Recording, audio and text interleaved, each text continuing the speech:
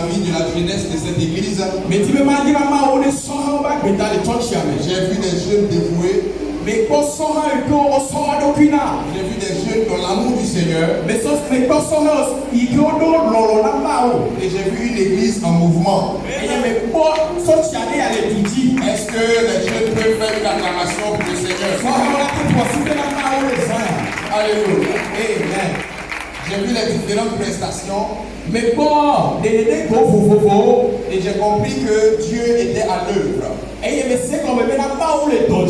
Vous savez, il y a 3 grandes étapes dans la vie de l'homme. Il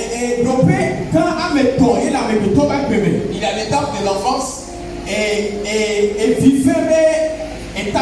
y a l'étape de la jeunesse. Et il y a l'étape de la maturité qu'on appelle l'étape de la vieillesse. La Bible déclare que les jeunes hommes ont vaincu le diable. Et quand vous lisez ce passage-là dans le livre de Jean, vous comprenez pourquoi le diable est particulièrement remonté contre les jeunes. Parce que la jeunesse est une force entre les mains de Dieu contre les yeux du diable. Mais en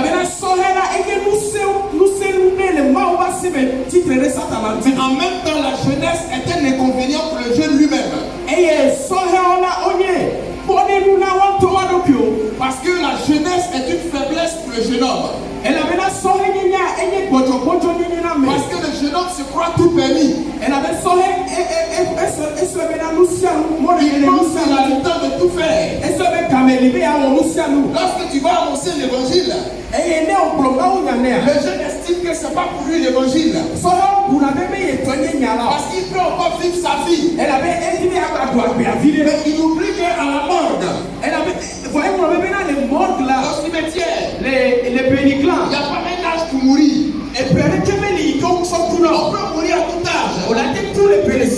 Tu peux être très jeune et tu vas mourir dans la fleur de l'âge. Et c'est là que le diable nous donne un piège. Parce qu'il nous fait croire qu'on peut accepter Jésus à tout moment. Il nous fait croire qu'on a une seule vie. Il faut profiter de la vie. Mais si tu profites de la vie, sans avoir la sagesse d'accepter le Seigneur, c'est un homme perdu. C'est pourquoi ce soir, je voudrais te parler de la sagesse de Dieu. J'ai vu du talent ce soir. J'ai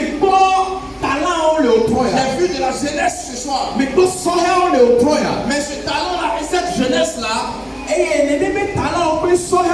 n'iront nulle part sans la sagesse de Dieu. Le plus important n'est pas le talent. Le plus important n'est pas la vigueur. Mais après avoir eu le talent et la vigueur, il faut que vous ayez la sagesse. Sans la sagesse, vous êtes perdu. Proverbe chapitre 6. Nous allons lire ensemble. Je vais aller très rapidement. Proverbe 4, verset 1 à 7. Proverbe 4, 1 à 7. On va aller très rapidement.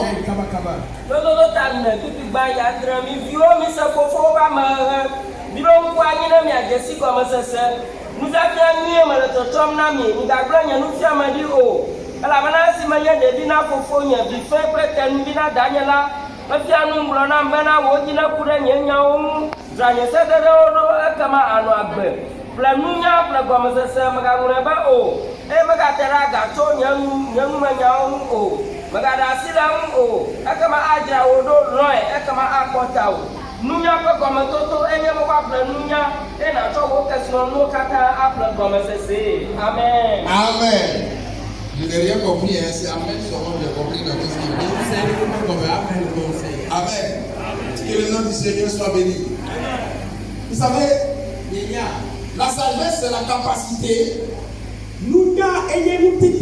qu'une personne aura d'agir et avec de manière éclairée dans le présent, les filles en tenant compte du passé, pour mieux préparer l'avenir. La sagesse n'est pas une question d'âge. La sagesse est une question de grâce. Tu peux avoir les cheveux blancs, tu peux être très âgé, mais si tu n'es pas sage, le jeune homme qui a moins d'âge que toi, et qui aura la grâce d'avoir la sagesse, sera plus sage que toi. Il y a beaucoup de choses que nous faisons en tant que jeunes, mais le manque de sagesse nous détruit. Parce que cette sagesse-là n'est pas en nous pour nous amener à prendre de bonnes décisions. Vous savez, la vie est une décision perpétuelle. Tous les jours que Dieu fait, que tu sois enfant, que tu sois jeune, que tu sois vieux, tu es appelé à prendre des décisions. Et derrière chaque décision que tu vas prendre, se cachera un avenir. La tranquillité de ta vieillesse dépend des décisions sages que tu prendras dans ta jeunesse. Si tu prends de mauvaises décisions dans ta jeunesse, et que tu manques de sagesse dans ta jeunesse, le diable et les démons n'ont qu'à se reposer. Parce que tu vas payer le prix de tes mauvaises décisions dans ta vieillesse.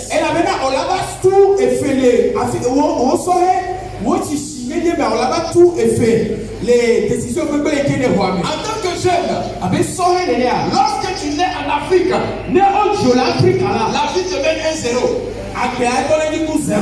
Quand tu nais dans une famille pauvre, la vie te mène 2-0. Si tu nais sans connaître le Seigneur, la vie te mène 3-0. Et si tu vis encore sans pouvoir connaître la sagesse, la vie te mène 4-0. La sagesse est importante pour un homme. Les jeunes, les vieillards, les Africains, les Togo, besoin de la sagesse de Dieu. Parce que c'est par l'intelligence que la maison s'élève. Mais c'est par la sagesse qu'elle se stabilise. Un mariage sans sagesse ne peut pas durer. Un talent sans sagesse n'ira nulle part. L'onction sans la sagesse va te conduire à la perte. La grâce sans la sagesse va te conduire à la folie. Tu as besoin de la sagesse de Dieu. En tant que jeune, avec que vieillard, avec le Seigneur, la vie chrétienne n'est pas une course de vitesse. C'est pas le plus intelligent qui marche longtemps avec Dieu. C'est pas le plus musclé qui marche longtemps avec Dieu. C'est pas le plus fort qui va longtemps avec Dieu. Mais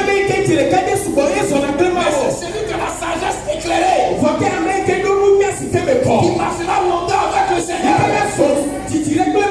Et je prie que cette sagesse-là t'anime.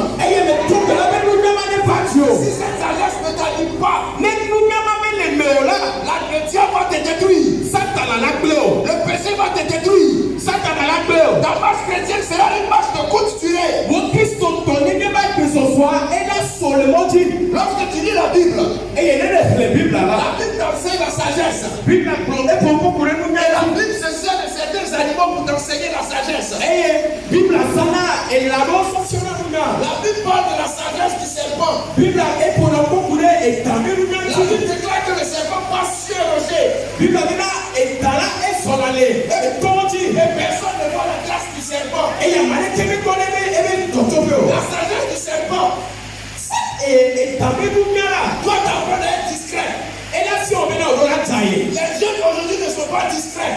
Tout ce qu'il faut sur les réseaux sociaux, c'est il y a les réseaux sociaux. En Afrique, Les Africains. nos parents nous enseignaient à savoir se cacher pour vivre longtemps. Si tu exposes tout ce que tu fais sur les réseaux sociaux, il n'y a pas mon frère. Il faut travailler dans le secret. Et la réussite fera le plus pour toi. Et la deuxième sagesse que la Bible nous enseigne, qui est la sagesse de l'aigle. La sagesse qui voit loin. La sagesse qui est clairvoyante. La sagesse qui marche avec la révélation de Dieu. Qui est capable d'écouter le Seigneur. Et d'agir selon que Dieu attend de nous. Ne compte pas sur ton intelligence. Ne compte pas trop sur tes diplômes. Mais aie le réflexe d'écouter Dieu dans la prière. C'est ce que Dieu attend de toi. Parce qu'il n'y a que Dieu seul qui ne commet pas d'erreur dans cette sagesse. Je termine. Mais il y a le troisième type de sagesse, qui est la sagesse de la fourmi. La Bible déclare que la fourmi n'a pas de chef. Mais elle est disciplinée. Elle boisson dans son temps. Si tu es un jeune que tu es paresseux, si tu veux avoir la plus grosse Bible de Antafaya, si tu veux avoir la plus grosse Bible à Antafaya, il faut avoir la plus grosse Bible ici.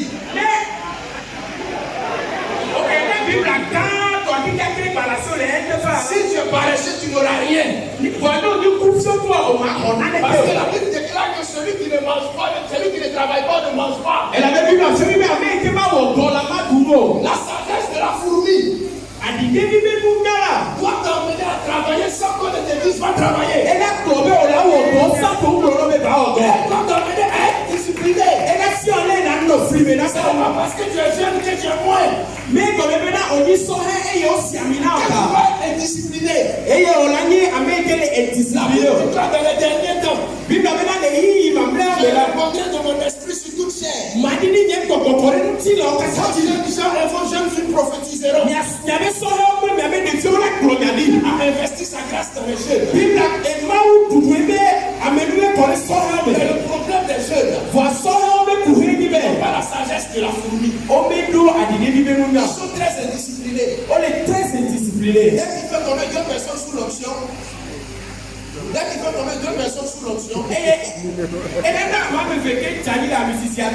il va au grand marché de Loré. Il fait un costume et un pantalon. Il est devenu prophète.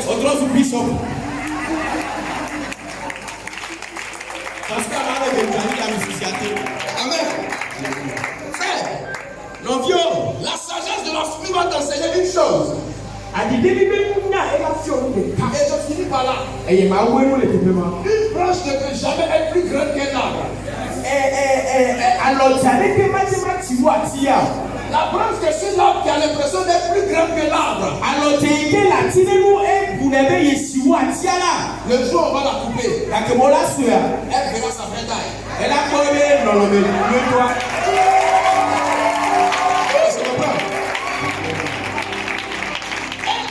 Sur le bout de son papa,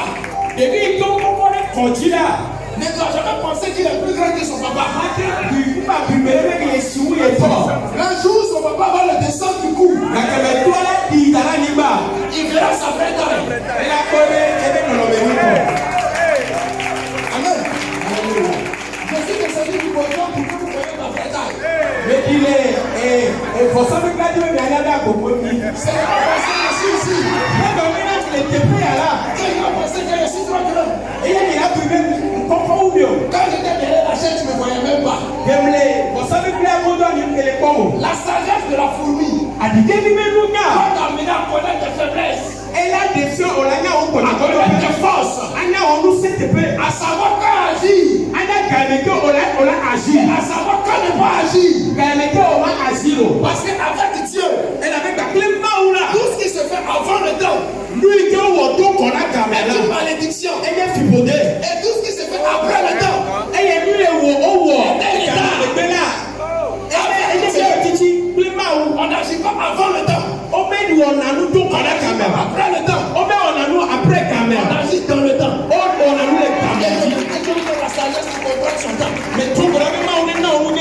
Acclame le Seigneur pour sa parole.